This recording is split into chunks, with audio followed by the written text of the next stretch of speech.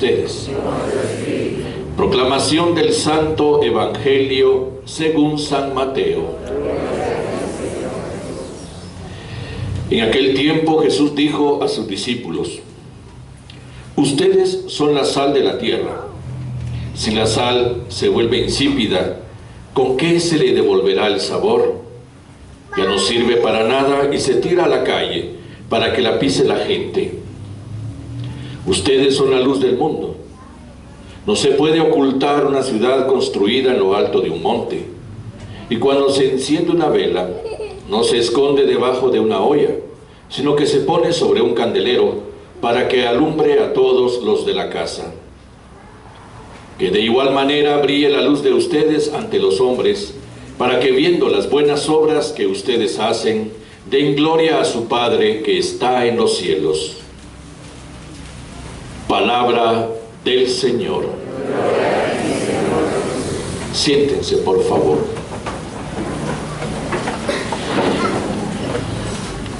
Hace 8 días Jesús iniciaba, decíamos, esta escuela de vida, ¿no? Él es el maestro de la vida. San Mateo, el pragmático, pues nos presentará ahora un camino de enseñanza desde un monte, es decir, desde una cátedra, donde Jesús con su autoridad ahora nos enseña a vivir. Pero ese enseñarnos a vivir está ligado también a cómo desde nosotros también nosotros enseñamos. Nos volvemos también reflejo de lo que desde la escucha hacemos vida. Y por eso hoy nos dice 2 cosas importantes. Ustedes son sal y ustedes son luz. Ustedes tienen que evidenciarse, tienen que ser personas destacadas en la sociedad. Al hablar de destacadas, no hablamos de una excelencia particular, sino la excelencia de la vida cristiana, Es decir, destacados, es decir, nos evidenciamos. Por eso mismo las 2 figuras evidencian algo que en realidad está ligado a ser percibido, a ser experimentado, a ser sentido, Y por lo tanto un cristiano es alguien que en medio del mundo se vuelve una persona que testimonia un estilo de vida. Por eso empieza con la sal. La sal de la que habla Jesús no es nuestra sal marina, Es la sal gema, que se llama, y que es una sal que se extraía de las minas del Mar Muerto, una sal mineral distinta a la que nosotros utilizamos para cocinar, pero también servía para eso en las culturas orientales. Y esa sal gema sí podía perder su sabor, sí podía echarse a perder. Tarde o temprano dejaba también ese efecto que nosotros tenemos permanente en la sal marina. El efecto, ahí vamos, el efecto. Nosotros no podemos ser personas que pierdan lo que aprenden, que en realidad echen en saco roto lo que escuchan. Podríamos llegar a perder entonces también ese sabor al que estamos llamados a ser precisamente testimonio. La sal tenía varias connotaciones, este tipo de sal tenía varias connotaciones en esas culturas. Una, la sal era vigor, Los niños recién nacidos, después de que venían lavados con agua, venían frotados con sal. Era una forma de darles vigor, de darles energía, de darles entusiasmo, incluso de darles fuerza para protegerlos de las influencias del mal. También servía para eso, Y eso es lo que quiere dar a entender Jesús primero. Ustedes son vigorosos, son personas de carácter, tienen que ser personas fuertes. Por eso un escritor francés católico de finales del siglo XIX decía: recuérdense, Jesús no nos está diciendo ustedes son miel, ustedes son dulces. No, ustedes no son miel, no son dulces. La firmeza viene manifestada en la sal que tiene algo definitivo, algo definido, algo firme. Y era precisamente esa la mentalidad de esos tiempos, La sal venía frotada como signo de vigor, como signo de fuerza, en los niños pequeños. Pero también la sal tenía el significado del amor. Interesante, La sal es la que da sabor a la relación. Una relación insípida no sirve para nada, La relación tiene que ser una relación con sabor y ponerle siempre ese sabor. De tal manera que la sal venía a ser la garantía de una relación estable, animada, sana, viva, que también llamaba la atención. Cómo Jesús invita al amor comunitario, cómo Jesús invita al amor entre sus discípulos. Invita diciéndoles: haya sal siempre entre ustedes, capítulo 9 de San Mateo, ¿no? Que haya sal siempre entre ustedes. Y por eso entonces, que haya siempre ese sabor, ese percibir que ustedes tienen un amor vivo. La alianza misma entre Dios y el pueblo de Israel venía significada por la sal. La sal es la forma en que permanece esa alianza viva, esa alianza de relación en la que Dios es un amante de su pueblo y el pueblo tiene que responderle a Dios con el amor. Entonces, eso siempre está ligado a una realidad de firmeza, de permanencia, de sabor, de algo que en realidad se evidencia y algo que en realidad se percibe y se experimenta. Ustedes son la sal, nos lo está diciendo, son la sal. Pero esa sal puede perder su sabor y no sirve más para tirarla a la calle, para que sea pisoteada por la gente. Tendríamos que pensar en ello, precisamente porque el testimonio mejor que nosotros damos, y en la evolución del camino del Evangelio lo vamos a entender, es el amor. Ámense entre ustedes, por eso reconocerán que son mis discípulos, dirá Jesús. Van a saber que me testimonian, van a saber que aprendieron de mí, amándose entre ustedes, que haya sal siempre entre ustedes. La alianza misma, ¿no? Manifestada como sal, manifestada como algo con sabor, algo que permanece precisamente atractivo, y por lo tanto también firmeza, vigor. La sal entonces es una evidencia, es evidenciable y es algo que se percibe y por lo tanto gusta, gusta. Un poco de sal en nuestra comida transforma la comida de lo insípido a lo sabroso, y eso lo tenemos, por los que tienen dieta de sal, porque en realidad se dan cuenta de lo que significa echarle limón en lugar de sal a la comida. No es lo mismo, pero ni modo, paciencia, es la salud que tenemos que cuidar. Pero sin embargo, la falta de la sal la percibimos, guácala, ¿no? O sea, la comida no es lo mismo, no es lo mismo. Luz. Acabamos de celebrar la fiesta de Cristo, luz del mundo, ¿no? El jueves 2 de febrero, la presentación del niño Jesús en el templo.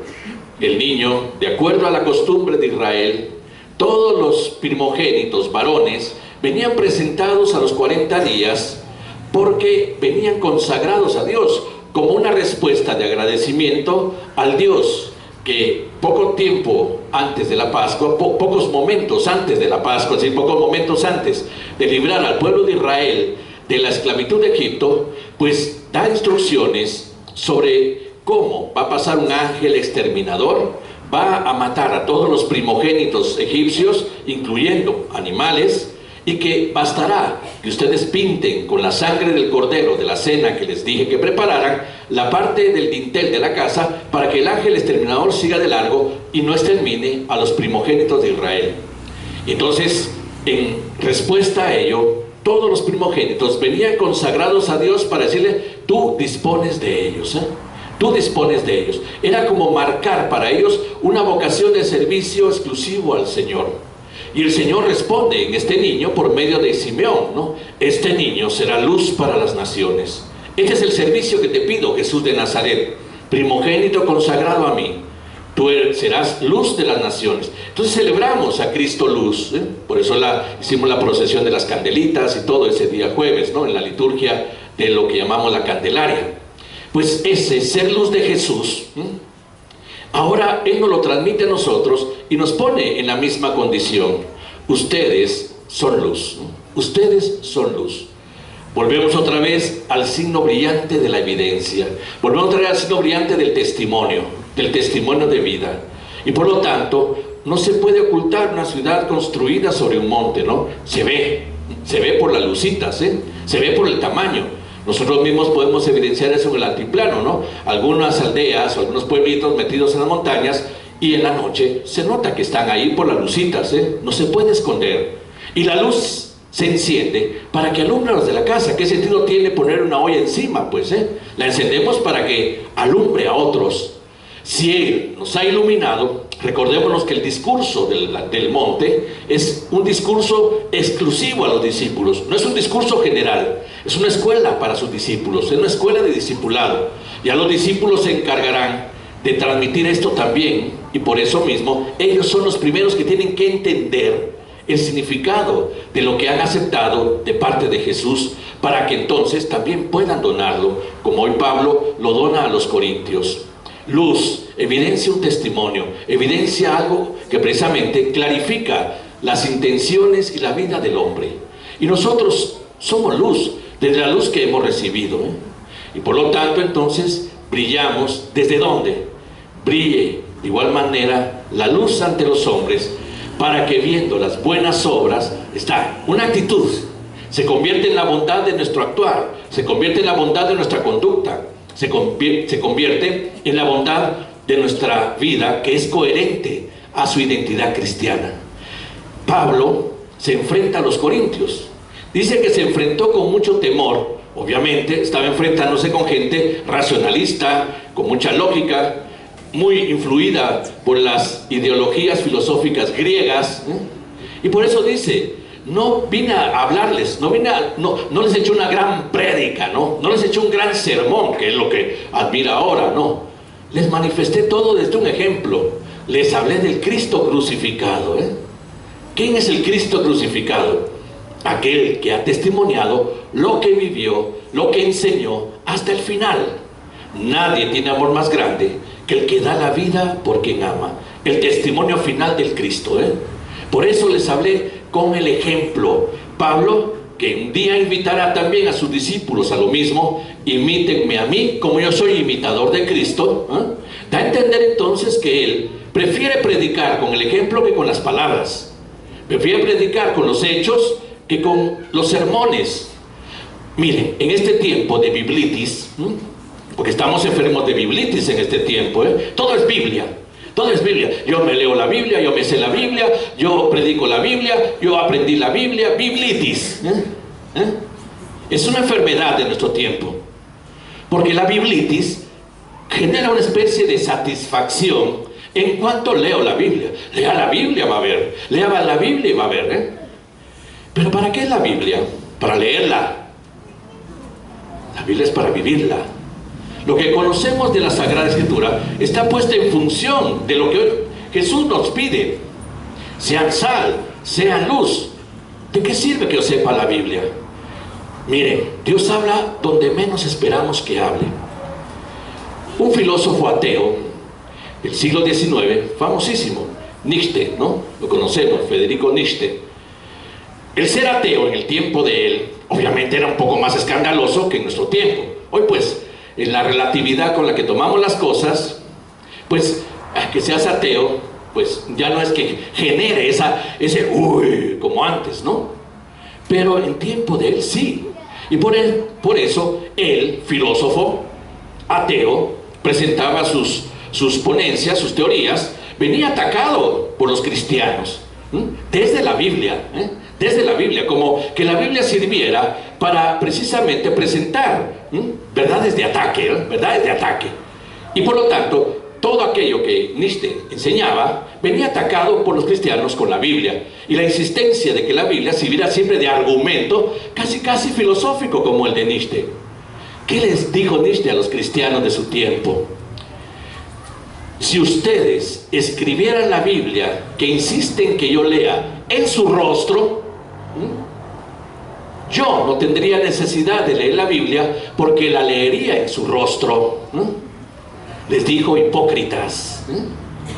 Eso les dijo, les dijo hipócritas.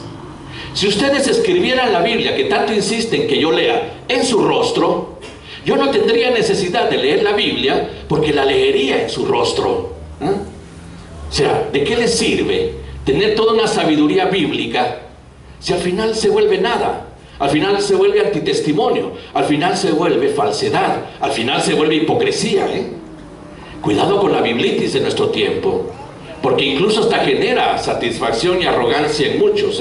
Me la sé, la leí, y te la tiran en la cara con versículos y capítulos de memoria.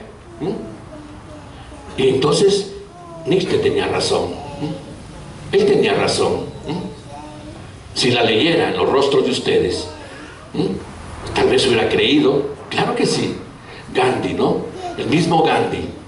Los cristianos son como las piedras en un río, mojados por fuera y secos por dentro.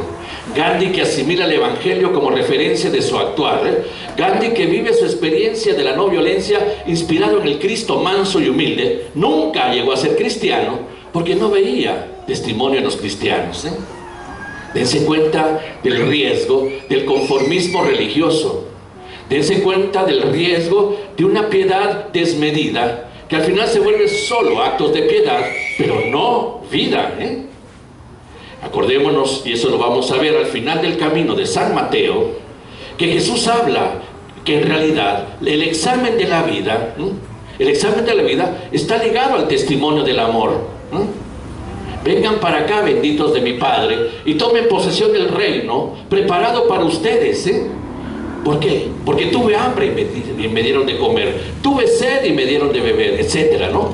O sea, no digo, leíste la Biblia y te la aprendiste, la predicaste todos los días, fuiste a misa todos los domingos, rezaste tu rosario todo el tiempo, porque esto te hubiera servido para ese testimonio.